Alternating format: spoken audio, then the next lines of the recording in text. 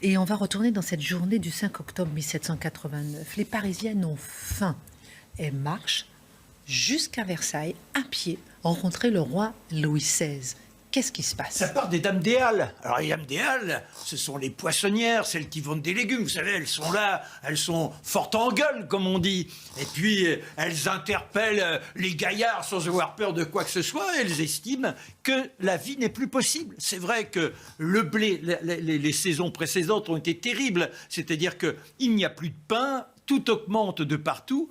Et à qui s'en remettre? Et là encore, c'est intéressant. On est en pleine révolution.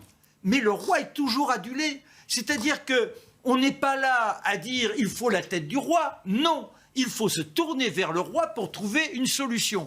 Il y a un intermédiaire, c'est la commune qui s'est installée à l'hôtel de ville. Alors elles y vont, elles se sont pratiquement pouponnées, vous voyez, elles ont mis les petites... ce qu'elles ont... Ah oui, il faut se présenter dignement. Il paraît qu'il y avait des hommes quand même qui étaient déguisés en femmes. C'est ce que j'allais vous dire. Non mais, c'était que dans un premier temps, ce sont ces jeunes femmes, mais qui créent une telle dynamique qu'on voit apparaître de plus en plus de jeunes filles un peu barbues, vous voyez, un peu plus grosses. Et on s'étonne, et ce sont des hommes qui se sont travestis. Eux, ils ont les pics, ils ont les fusils. Et là, on est avec les personnages qui ont l'aigreur et qui souhaitent tout renverser. À la mairie, il n'y a personne. Ah bah non, Lafayette n'est pas là, Bailly, le nouveau maire, enfin le maire, n'est pas là non plus. Alors bah, il y a Maillard, l'huissier, pour essayer de calmer tout le monde, il dit « Allons à Versailles, allons à Versailles ». Il prend la tête de la cohorte de Jupon, le régiment qui est là, pour la première fois, un régiment complètement féminin, des voix un peu grosses qui s'expriment, et on crie à la lanterne, on crie « Vive le pain, vive le roi » et tout, et on arrive à Versailles. Et là, devant les grilles, on commence à exulter et surtout à demander à ce que le roi apparaisse. Et puis on commence à secouer et on décide, là encore sous l'initiative de Maillard, d'envoyer une délégation. Allez!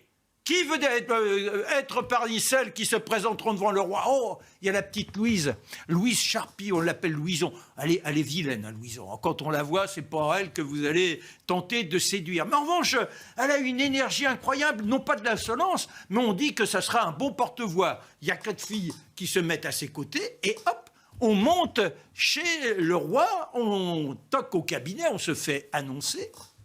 Et là, le roi dit, mais que voulez-vous, jeune dame?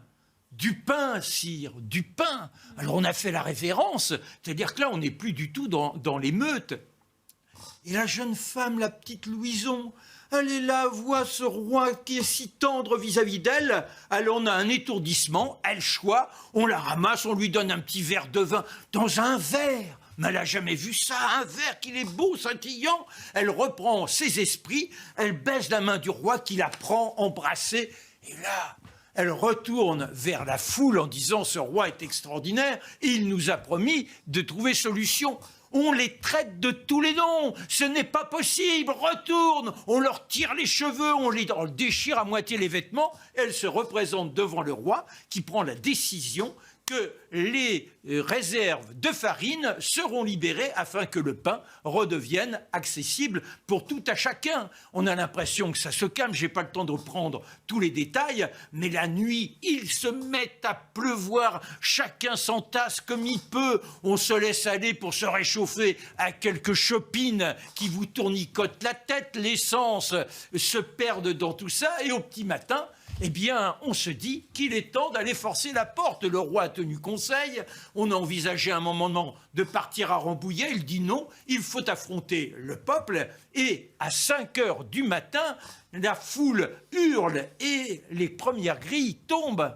À 6 heures, dans la chambre de Marie-Antoinette, la petite horloge chante « Il pleut, il pleut, il pleut bergère ». C'est l'heure pour elle de se lever. C'est une chanson que tout le monde connaît aujourd'hui. Et le titre de l'ensemble, ça s'appelle « L'orage ». On ne peut pas dire que ce soit... Vous voyez, quand Jung vous parle de synchronicité, là, on est en pleine synchronicité. Et quand les grilles s'ouvrent... Eh bien, non, mais là, donc, c'est le déferlement.